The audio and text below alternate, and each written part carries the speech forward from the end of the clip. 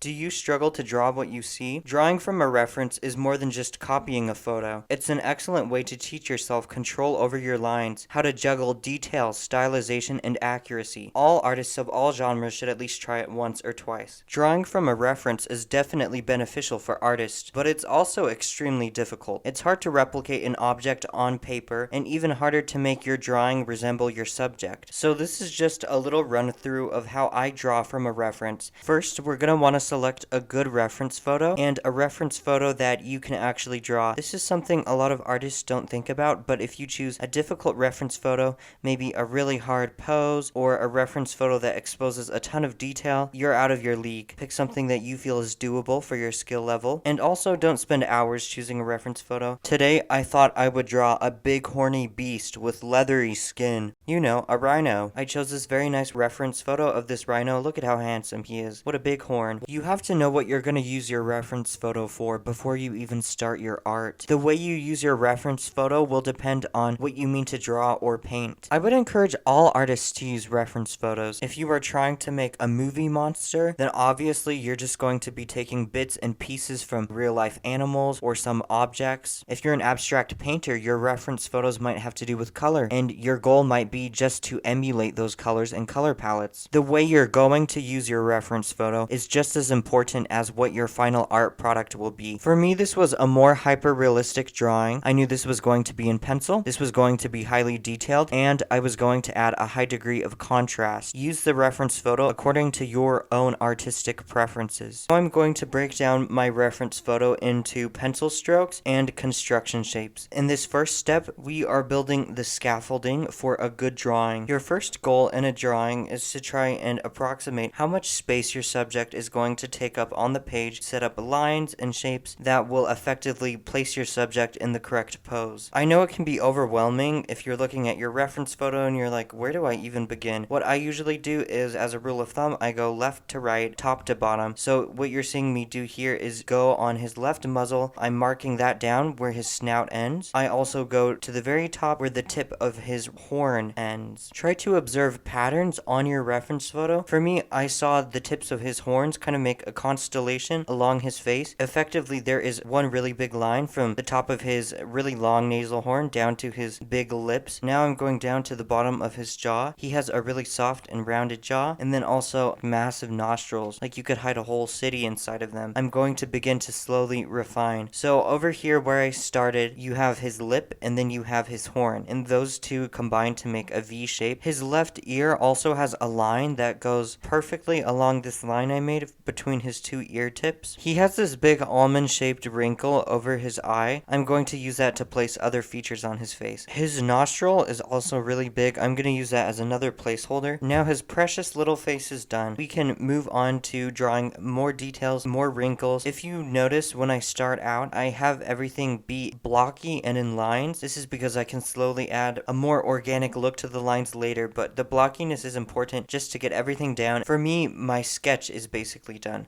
There's nowhere else to go here except to begin turning this into a drawing. I would argue that the difference between a sketch and a drawing is that a sketch is usually an outline or something, really hasty, and I'm going to turn this into a drawing by taking my time on it and adding tons of little details. I spent a lot of time mapping his skin out, all of those wrinkles. Normally, I think I would advocate against starting with details, but for this rhino, I wanted to get all of the little wrinkles of his skin down, and also on this rhino, it was very apparent on the reference photo how the shadow is being affected by the texture of his skin and by where his wrinkles are. So I think it was a good idea for this rhino. While I'm adding more details, I wanted to talk to you about the purpose of an artist in the context of a reference photo. What is the point of just copying a photo if the photo already exists? Why do art of that photo? Now, aside from the fact that there are many artistic and coordination-based benefits you can get from basing your art off of a reference photo, compared to a photograph or a video, art is still incredibly valid and incredibly different. And it's important to recognize these differences, especially when we live in an age where an image can be generated by almost anything, whether that be a camera or AI software. In the past few years, there has been a resurgence of hyper-realistic art, trying to hide your brushstrokes and your pencil strokes, trying to make everything look as perfect and as unmanufactured by a human hand as possible. I'm not saying this art is bad at all. I totally understand it takes so much discipline and skill to be able to do this. But I think the strength of art is not how possible it is to get to reality or real life. In my opinion, the strength of art is its ability to convey the perspective of the person who was doing the art. Maybe that painting doesn't really look like the flower or the sunset the artist is painting from, but instead that painting is providing us the perspective of another living person, how they feel about the subject that they're drawing or painting. Overall, I think right now art's biggest strengths are all of its imperfections, all of those brush strokes and accidents. All of these things culminate to make unique pieces each time you pick up a paintbrush or a pencil. Our art is important because of its imperfections and because of the perspective it provides us into other people's minds. Notice for this entire sketch I've been using very light pencil strokes, and I've actually been using a really hard pencil, something like 4H, because I don't want to accidentally make a line that is way too dark. I like sketching with a light pencil because if I make a mistake, there's no chance that I've made a line that can't be erased. With this light pencil, I mapped out where the shadows are going to be. I like to go to the areas where the light meets the shadows. There are very stark reactions there, where the shadows hide into the crevices of his wrinkles and create a very interesting texture. So I made sure to shade those in very lightly because I need to be prepared for them when I do move up